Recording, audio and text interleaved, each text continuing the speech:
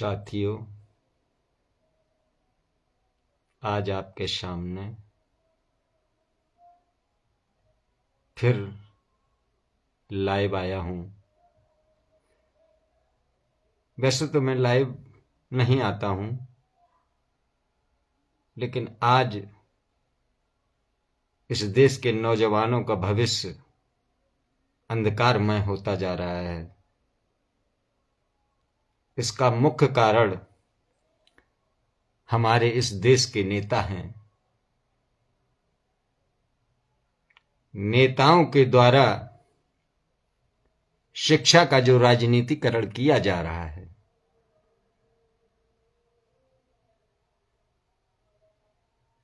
इससे हमारे उन नौजवानों का भविष्य अंधकारमय हो गया है जो आने वाले समय में उच्च शिक्षा प्राप्त करने के लिए मुहाने पे खड़े हैं। लेकिन सरकार शिक्षा का प्राइवेटीकरण करके यूजीसी के माध्यम से जो शिक्षा में राजनीतिकरण, वोट बैंक की राजनीति हो रही है, इससे देश का भविष्य अंधकारमय होगा और इस अंधकारमय भविष्य के जिम्मेदार इस देश के नेता होंगे।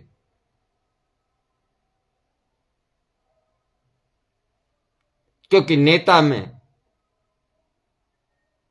कोई शिक्षा की जरूरत नहीं है, उसमें कोई शिक्षा का मानक नहीं है। लेकिन एक हम प्राइवेट नौकरी भी करने जाते हैं, उसमें शिक्षा का महत्वपूर्ण योगदान होता है। अगर हम शिक्षित होंगे तो हमें काम करने का मौका मिलेगा। लेकिन नेता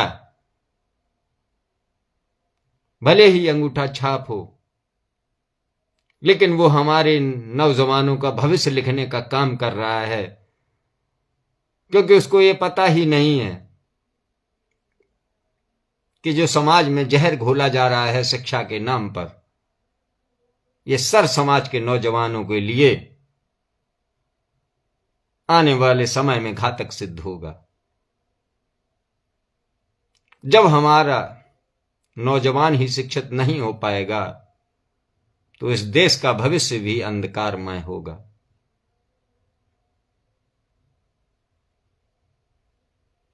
देश में कई पार्टियों ने शासन किया, नेता बनने की लालसा ने आज इस देश को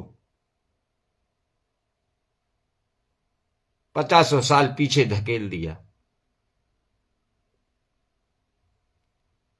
नेता बनने की चाहत में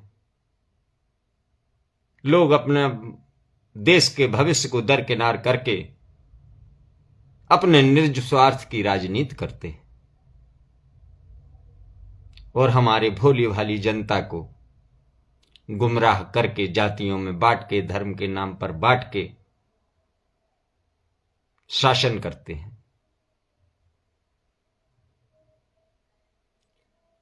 आज देश में जो सरकार है, आप विकास करिए, धर्म के नाम पर मत लड़ाइए, जात के नाम पर मत लड़ाइए, यूजीसी के नाम पर मत लड़ाइए। शिक्षा नौजवानों के लिए बहुमूल्य है, चाहे वो किसी भी समाज का नौजवान हो। जब वो शिक्षित नहीं होगा, आगे नहीं बढ़ पाएगा। नेताओं को जो कुर्सी का लालच है, अगर आपको अर्थ की जरूरत नहीं है,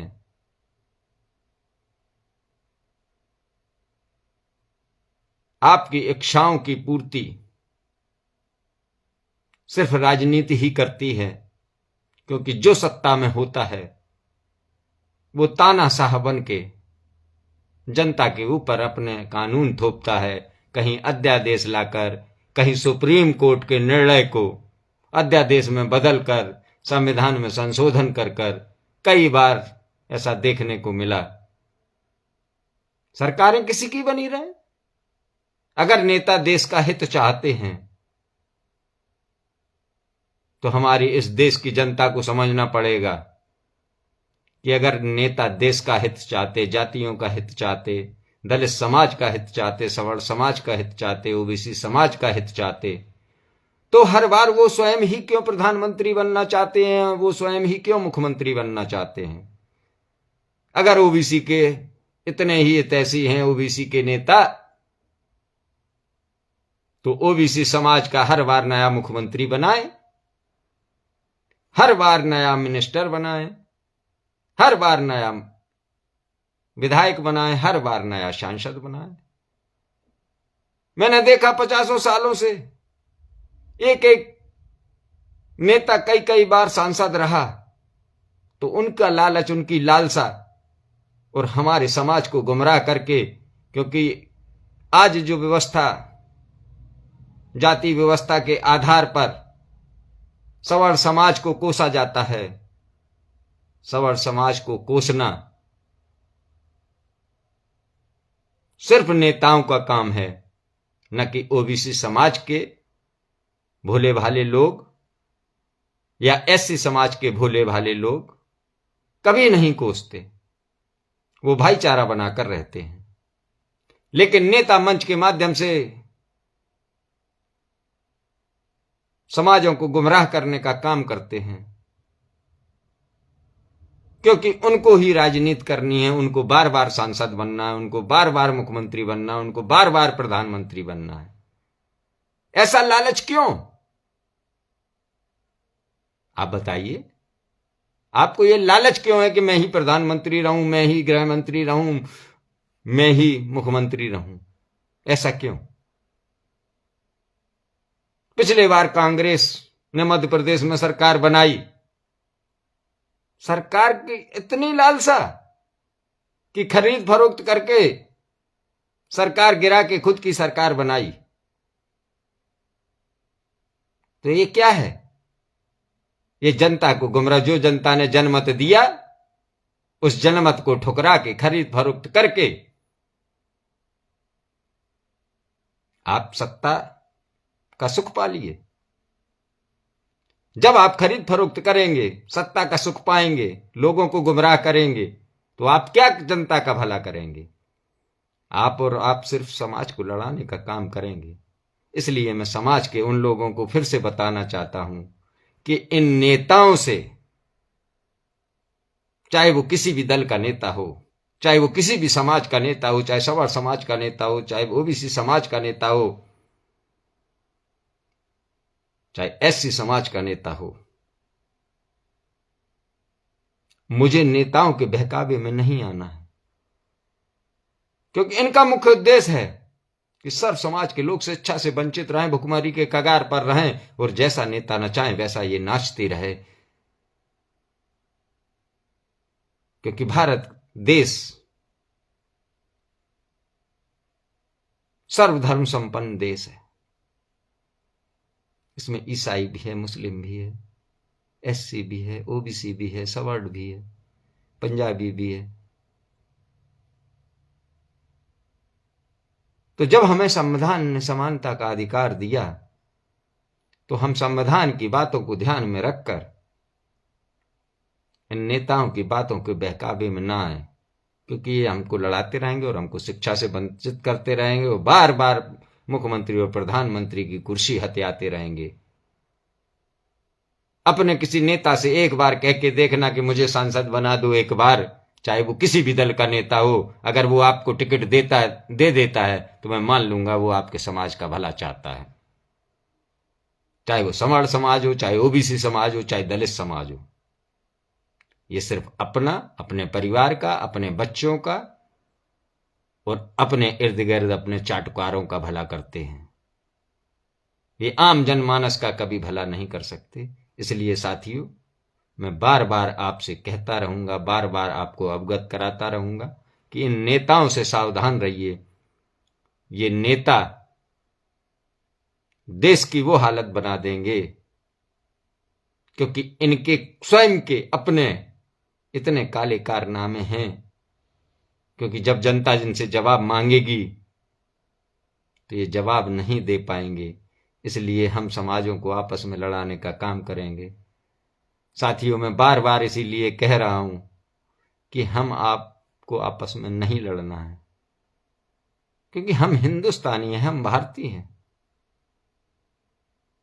ये हिंदू के नाम पे लड़ाएंगे, मुस्लिम के नाम पे लड़ाएंगे, दलित के नाम पे लड़ाएंगे, ओबीसी के नाम पे लड़ाएंगे, सवर्ण के नाम पे लड़ाएंगे, क्योंकि ये चाहते ही हैं कि जनता जब तक लड़ती रहेगी और मैं जैसे चाहूंगा उनको यूज करता रहूंगा।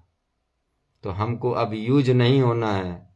आपने दिल्ली में देखा होगा, एक बार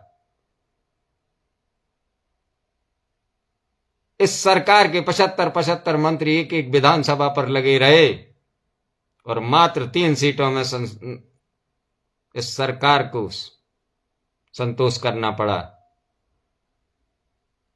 जबकि आम आदमी पार्टी 67 विधायक लेके अपनी सरकार बनाई।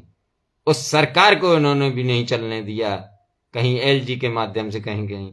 तो इनके स्वयं के लालच होते हैं, इसलिए इनसे सावधान रहना है। हम आपको शिक्षित होना है, सब समाज के भाइयों को शिक्षित होना है। शिक्षा एक वो मूल मंत्र है जिससे हम आप कहीं भी जा सकते हैं, कहीं भी आगे बढ़ सकते हैं। इसको बटाया नहीं जा सकता, ये कभी खो नहीं सकती। तो इसलिए शिक्षित बनो, संयमित रहो, भाषा संयमित रखो, किसी भी समाज को, एक दूसरे समाज को गालियां मत दो, क्योंकि ये यही चाहते हैं कि देश में विद्रोह हो और हम जाति के नाम पर वोट बटोरते रहें और अपने घर को मजबूत करते रहें, अपने पीढ़ियों को मजबूत करने का काम करते रहें। साथियों, अगर मेरी बात समझ में आती है